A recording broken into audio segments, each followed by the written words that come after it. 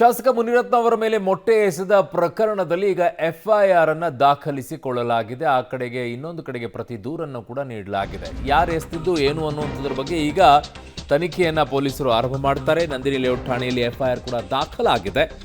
ಶಾಸಕ ಮುನಿರತ್ನ ದೂರಿನ ಅನ್ವಯ ಎಫ್ಐಆರ್ ದಾಖಲಾಗಿದೆ. ನಿನ್ನೆ ಅಷ್ಟೇ ಪೊಲೀಸರು ಹೇಳ್ತಾ ಇದ್ರು ದೂರು ಇನ್ನೂ ಯಾವುದು ಬಂದಿಲ್ಲ, ದೂರನ್ನು ಕೊಟ್ಟ ತಕ್ಷಣ ನಾವು ಎಫ್ಐಆರ್ನ ದಾಖಲು ಮಾಡ್ಕೊಂಡು ಮುಂದಿನ ಹೆಜ್ಜೆಯನ್ನು ಇಡ್ತೀವಿ ಅಂತ ಹೇಳಿ ಮೊಟ್ಟೆ ಎಸೆತದ ಆರೋಪವನ್ನು ಹೊತ್ತವರಿಂದಲೂ ಕೂಡ ಈಗ ಪ್ರತಿ ದೂರು ದಾಖಲಾಗಿದೆ. ಗುಂಪು ಕಟ್ಕೊಂಡು ಹಲ್ಲೆ ಮಾಡಿದ್ದಾರೆ ಅಂತ ಅವರ ಆರೋಪ. ಯಾಕೆ ಅಂತಂದರೆ ಅಲ್ಲಿ ಮೊಟ್ಟೆ ಎಸೆದ ತಕ್ಷಣ ಅಲ್ಲಿ ಯಾರಿದ್ದಾರೆ, ಯಾರು ಎಸ್ತಿದ್ದಾರೆ ಅವ್ರನ್ನ ಹುಡುಕ್ಬಿಟ್ಟು ಅಲ್ಲೊಂದಿಷ್ಟು ಇದ್ದಂಥ ಕಾರ್ಯಕರ್ತರೆಲ್ಲ ಏಟನ್ನು ಕೊಟ್ಟರು. ಹಾಗಾಗಿ ಗುಂಪು ಕಟ್ಕೊಂಡು ಹಲ್ಲೆ ಮಾಡಿದ್ದಾರೆ ಅಂತ ಅವರು ಕೂಡ ಪ್ರತಿ ದೂರನ್ನು ಕೊಟ್ಟಿದ್ದಾರೆ. ಸೊ ಈಗ ದೂರಿನ ಅನ್ವಯ ಎಫ್ಐಆರ್ ಅನ್ನು ದಾಖಲು ಮಾಡಿಕೊಂಡಿದ್ದಾರೆ. ಮೂವರನ್ನು ನಿನ್ನೆನೇ ಪೊಲೀಸರು ಕಸ್ಟಡಿಗೆ ತೆಗೆದುಕೊಂಡಿದ್ದರು. ಆದರೆ ಎಫ್ಐಆರ್ ದಾಖಲು ಮಾಡಿರಲಿಲ್ಲ. ನನ್ನ ಸಹೋದ್ಯೋಗಿ ಈಗ ರಾಘು ಮರಿಸ್ವಾಮಿ ನನ್ನ ಸಂಪರ್ಕಕ್ಕೆ ಸಿಗ್ತಾ ಇದ್ದಾರೆ. ರಾಘು, ಈಗ ದೂರು ಪ್ರತಿ ದೂರನ್ನು ಕೊಡುವಂಥ ವಿಚಾರ ಆ್ಯಕ್ಚುಲಿ ನಿನ್ನೆ ಪೊಲೀಸರು ಅಷ್ಟೊಂದು ಭದ್ರತೆಯನ್ನು ಕೊಟ್ಟಾಗಲೂ ಕೂಡ ಈ ರೀತಿಯಾಗಿ ಘಟನೆ ನಡೆದಾಗ ಸುಮೋಟೋ ಕೇಸನ್ನು ದಾಖಲು ಮಾಡಿಕೊಂಡಿದ್ದು ನಂತರ ನಿನ್ನೆನೇ ಎಫ್ಐಆರ್ ದಾಖಲಾಗಬೇಕಾಗಿತ್ತು. ತಡ ಯಾಕಾಯ್ತಂತೆ? ಅರುಣ್, ಇದೇ ವಿಚಾರಕ್ಕೆ ಸಂಬಂಧಪಟ್ಟಂತೆ ಇವತ್ತು ಬೆಳಗ್ಗೆ ಕೂಡ ಶಾಸಕ ಮುನಿರತ್ನ ಅವರು ಆಕ್ರೋಶವನ್ನು ವ್ಯಕ್ತಪಡಿಸಿದಂಥದ್ದು. ಅಂದರೆ ಪೊಲೀಸರು ಕೈಗೊಂಬೆಯಾಗಿ ಕೆಲಸವನ್ನ ಮಾಡ್ತಾ ಇದ್ದಾರೆ ಎನ್ನುವಂತಹ ನೇರ ಆರೋಪವನ್ನು ಏನು ಮಾಡಿದ್ರು, ಅದು ಪ್ರಮುಖವಾಗಿ ಇದೇ ವಿಚಾರಕ್ಕೆ. ನಿನ್ನೆ ಗಲಾಟೆ ಪ್ರಕರಣ ಏನಾಯಿತು ಅದಾದ ಬಳಿಕವಾಗಿ ಎಫ್ಐಆರ್ ಅನ್ನ ದಾಖಲು ಮಾಡ್ಕೋಬೇಕಿದ್ದಂಥ ಪೊಲೀಸರು ಇವತ್ತು ಬೆಳಗ್ಗೆ ಅದನ್ನ ದಾಖಲು ಮಾಡ್ಕೊಳ್ಳುವಂಥ ಕೆಲಸವನ್ನು ಮಾಡ್ತಾರೆ.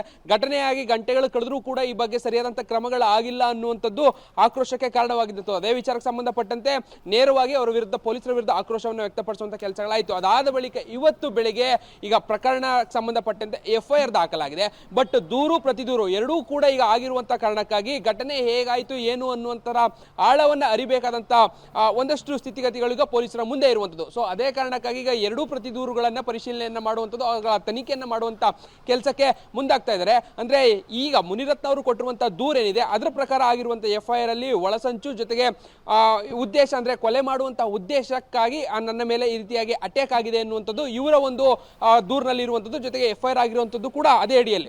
ಈ ಕಡೆ ಪ್ರತಿ ದೂರ ಏನು ಬಂದಿದೆ, ಪ್ರತಿ ದೂರು ಗುಂಪು ಕಟ್ಕೊಂಡು ಬಂದು ಹಲ್ಲೆ ಮಾಡಿದಂಥವ್ರು ಅಂದರೆ ಯಾರು ಮುನಿರತ್ನ ಅವರು ಆರೋಪವನ್ನು ಮಾಡ್ತಾ ಇದ್ದಾರೆ ಆ ಮೂವರು ಈಗ ದೂರು ಕೊಟ್ಟಿರುವಂಥದ್ದು ನಮಗೆ ಗುಂಪು ಕಟ್ಕೊಂಡು ಬಂದು ನಮ್ಮ ಮೇಲೆ ಹಲ್ಲೆಗೆ ಮುಂದಾದರು. ಸೊ ಆ ಕಾರಣಕ್ಕಾಗಿ ನಾವು ಕೂಡ ಅವರ ವಿರುದ್ಧ ದೂರನ್ನು ದಾಖಲು ಮಾಡಿದ್ದೇವೆ ಎನ್ನುವಂಥ ವಿಚಾರವನ್ನ ಅವರು ಕೂಡ ದೂರಿನಲ್ಲಿ ಉಲ್ಲೇಖವನ್ನು ಮಾಡಿರುವಂಥದ್ದು. ಅಂದರೆ ಇಬ್ಬರು ಕೂಡ ದೂರು ಪ್ರತಿ ದೂರನ್ನ ಕೊಟ್ಟಿದ್ದಾರೆ.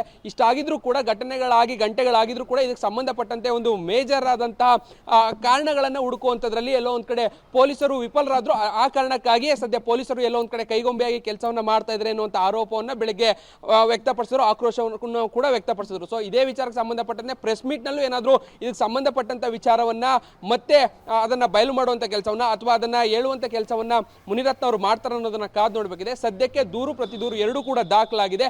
ಮುಂದಿನ ತನಿಖೆಯನ್ನ ನಂದಿನಿ ಲೇಔಟ್ ಪೊಲೀಸರು ಮಾಡ್ತಾ ಇದ್ದಾರೆ. ಅರುಣ್, ಓಕೆ, ಹಾಗೆ ಸಂಪರ್ಕದಲ್ಲಿರಿ ರಾಘು, ವಾಪಸ್ ಬರ್ತೀನಿ ನಿಮ್ಮ ಹತ್ರ.